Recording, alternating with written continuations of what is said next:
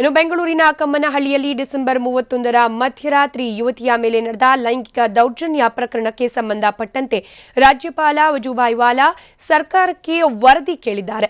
ಮಹಿಳೆಯರ ಸುರಕ್ಷತೆ ಬಗ್ಗೆ ಸರ್ಕಾರ ಏನ್ ಕ್ರಮ ಕೈಗೊಂಡಿದೆ ಅಂತ ಅವರು ವಿವರಣೆ ಕೇಳಿದ್ದಾರೆ. ಡಿಸೆಂಬರ್ 31ರ ರಾತ್ರಿ ಬ್ರಿಗೇಡ್ ರಸ್ತೆಯಲ್ಲಾದ ಮಹಿಳೆಯರ ಮೇಲಿನ ಸಾಮೂಹಿಕ ಲೈಂಗಿಕ ದೌರ್ಜನ್ಯ ಪ್ರಕರಣ ರಾಷ್ಟ್ರವ್ಯಾಪಿ ತೀವ್ರ ವಿರೋಧಕ್ಕೆ ಕಾರಣವಾಗಿತ್ತು. ಇನ್ನು ನಿನ್ನೆ ಕಮ್ಮನಹಳ್ಳಿಯಲ್ಲಿ ಪ್ರಕರಣ ನಡೆದಿತ್ತು. ಅದು ಬೆಳಕಿಗೆ ಬಂದಿದ್ದ ನಂತರ ರಾಜ್ಯದಲ್ಲಿ ಮಹಿಳೆಯರಿಗೆ ಸುರಕ್ಷತೆ ಇಲ್ವಾ ಅನ್ನೋ ಕೂಗು ಕೂಡ ಕೇಳಿ ಬರ್ತಾ ಇದೆ. ಈ ಹಿನ್ನೆಲೆಯಲ್ಲಿ ರಾಜ್ಯಪಾಲ ವಜೂಭಾಯಿ ವಾಲಾ ಸರ್ಕಾರಕ್ಕೆ ವರದಿಯನ್ನ ಕೇಳಿದ್ದಾರೆ.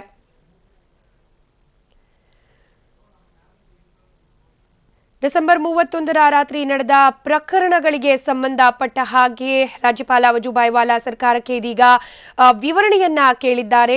ಭದ್ರತಾ ವ್ಯವಸ್ಥೆ ಎಷ್ಟರ ಮಟ್ಟಿಗೆ ಇದೆ ರಾಜ್ಯದಲ್ಲಿ, ಹಾಗೆ ಮಹಿಳೆಯರ ಸುರಕ್ಷತೆ ಎಷ್ಟರ ಮಟ್ಟಿಗಿದೆ ಅನ್ನೋ ಪ್ರಶ್ನೆ ಕಳೆದ ಹಲವಾರು ದಿನಗಳಿಂದ ರಾಷ್ಟ್ರವ್ಯಾಪಿಯಲ್ಲಿ ಚರ್ಚೆ ಆಗ್ತಿರುವ ಹಿನ್ನೆಲೆಯಲ್ಲಿ ರಾಜ್ಯ ಸರ್ಕಾರದಿಂದ ಇದಕ್ಕೆ ಉತ್ತರವನ್ನ ಅಥವಾ ವಿವರಣೆಯನ್ನ ಕೇಳಿದೀಗ ರಾಜ್ಯಪಾಲ ವಜೂಭಾಯಿ ವಾಲಾ ಅವರು ಆದೇಶ ನೀಡಿದ್ದಾರೆ. ರಾಜ್ಯ ಸರ್ಕಾರದಿಂದ ಎಲ್ಲ ಪ್ರಕರಣಕ್ಕೆ ಸಂಬಂಧಪಟ್ಟ ವಿವರಣೆಯನ್ನ ರಾಜ್ಯಪಾಲ ವಜೂಭಾಯಿ ವಾಲಾ ಬಯಸಿದ್ದಾರೆ.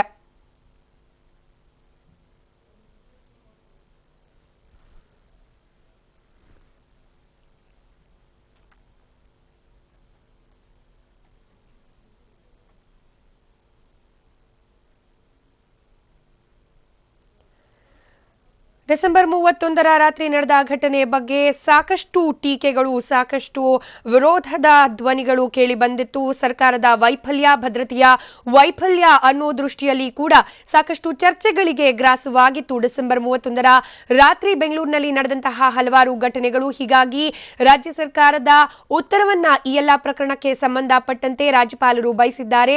ಮಹಿಳೆಯರ ಸುರಕ್ಷತೆಗೆ ರಾಜ್ಯ ಸರ್ಕಾರ ಯಾವ ರೀತಿಯ ಕ್ರಮವನ್ನ ಕೈಗೊಂಡಿದೆ ಅನ್ನೋ ಕುರಿತಾಗಿ ವಿವರಣೆಯನ್ನ ನೀಡಲಿಕ್ಕೆ ರಾಜ್ಯಪಾಲ ವಜೂಭಾಯಿ ವಾಲಾ ರಾಜ್ಯ ಸರ್ಕಾರಕ್ಕೆ ಸೂಚಿಸಿದ್ದಾರೆ. ಈ ಬಗ್ಗೆ ಮತ್ತಷ್ಟು ಡೀಟೇಲ್ಸ್ ಕೊಡ್ತಾರೆ ನಮ್ಮ ಪ್ರತಿನಿಧಿ ಸುಕೇಶ್. ರಾಜ್ಯಪಾಲರು ಉತ್ತರವನ್ನ ಅಥವಾ ವಿವರಣೆಯನ್ನ ಬಯಸಿದ್ದಾರೆ ರಾಜ್ಯ ಸರ್ಕಾರದಿಂದ. ಸೊ ಏನಿದೆ ಡೀಟೇಲ್ಸ್ ಈ ಬಗ್ಗೆ?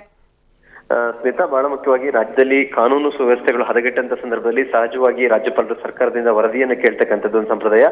ಅದೇ ರೀತಿಯಲ್ಲಿ ಹೊಸ ವರ್ಷ ಆಚರಣೆಯಂತ ಸಂದರ್ಭದಲ್ಲಿ ಬೆಂಗಳೂರಿನ ನಾನಾ ಕಡೆಗಳಲ್ಲಿ ಯುವತಿಯರ ಮೇಲೆ, ಮಹಿಳೆಯರ ಮೇಲೆ ಒಂದು ದೌರ್ಜನ್ಯ ನಡೆದಿರುವಂತದ್ದು. ಈ ಒಂದು ಪ್ರಕರಣ ಸ್ವಲ್ಪ ತಡವಾಗಿ ಆದ್ರೂ ಕೂಡ ಅನಂತರದಲ್ಲಿ ಸಾಕಷ್ಟು ಪ್ರಕರಣಗಳು ಬೆಳಕಿಗೆ ಬಂದಿರುವಂತ ಹಿನ್ನೆಲೆಯಲ್ಲಿ ಮಹಿಳೆಯರ ಸುರಕ್ಷತೆಗೆ ಸಂಬಂಧಪಟ್ಟಾಗೆ ಸರ್ಕಾರ ಮತ್ತು ಗೃಹ ಇಲಾಖೆ ಏನೆಲ್ಲ ಕ್ರಮಗಳನ್ನ ಕೈಗೊಂಡಿದೆ ಮತ್ತು ನಡೆದಿರ್ತಕ್ಕಂಥ ಘಟನೆಗಳು ಏನು ಅನ್ನೋದ್ರ ಬಗ್ಗೆ ವಿವರವನ್ನು ಕೂಡ ಕೊಡಿ ಎನ್ನುವಂತ ಮಾಹಿತಿಯನ್ನ ರಾಜ್ಯಪಾಲರು ಸರ್ಕಾರದಿಂದ ಕೇಳಿರುವಂತದ್ದು.